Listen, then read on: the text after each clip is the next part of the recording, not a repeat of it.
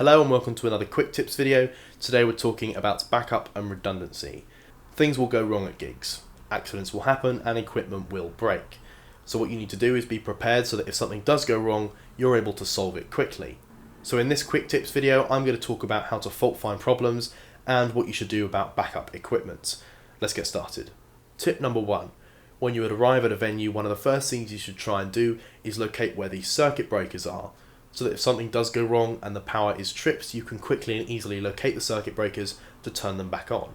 The last thing you want to happen is for the power to go out in the middle of the gig and suddenly you find yourself in the dark running around the venue trying to find where the cupboard is that has all the breakers in. The less time spent with no power, the better. Tip number 2. Now your microphone is very important for you to be able to communicate directly with your audience, and a lot of us nowadays will use wireless radio microphones, which are great. They allow you to wander around a venue with no cables attached and be able to talk into the microphone.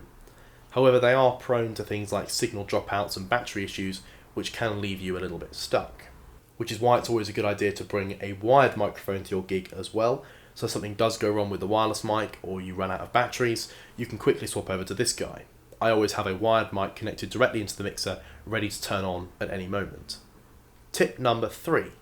When it comes to powering my equipment, I will always split up my lighting rig and my sound system onto 2 separate 13 amp feeds. Rather than clumping everything together into one cable, I split up the sound and the lighting. One of the advantages to this is it reduces any chance of interference between the motors in the lighting equipment and the sound system, reducing that chance of buzzes or hums coming through the system from your lighting gear. But the main reason I do it is to try and split the load of the power.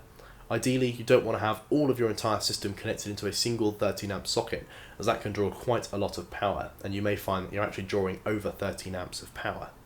Now usually these two 13 amp cables will end up going into the same set of sockets next to where I'm setting up, but if I can, I'll always split those cables up, so one cable will go into a socket in the room I'm working in, and if there's a room next door with another socket which is running off a separate ring main, so it's off a separate circuit breaker, I'll always try and plug into there.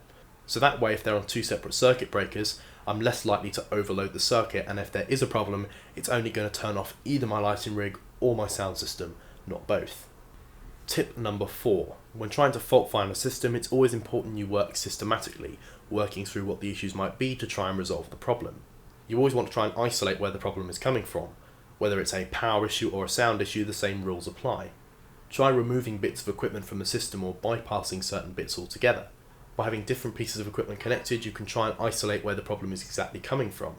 But keep in mind, a lot of the time it's not the actual equipment that's going to be causing the problems, it's the cables linking the equipment together.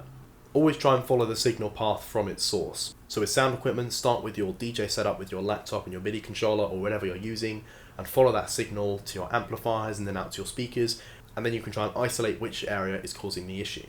Tip number 5. Something is always going to go wrong. It's pretty much inevitable. But what will mark you as a good DJ is how you react to that problem and how quickly you can solve it.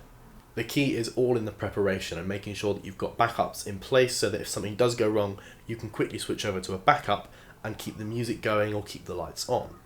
For example, have a backup song ready to play from another audio source. This can just be your phone or it can be an external CD player, whatever you need, just to have a backup song ready.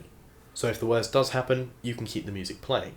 One thing I do to have as a backup is I have a cable that goes from a 3.5mm connection to a stereo dual XLR connection, so that if something goes wrong with my MIDI controller or my laptop and my mixer just stops working altogether, I can quickly unplug the XLRs from the mixer and plug them directly into an iPhone or an iPad running a DJ app. While it's not ideal, it's still a way for you to be able to output sound to your system and try and keep the music going with as little interruption as possible. And if you do it right, the audience won't even notice something went wrong in the first place.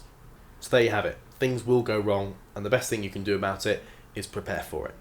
If you have any questions about this video, please do leave them in the comments down below, and as always, thanks for watching.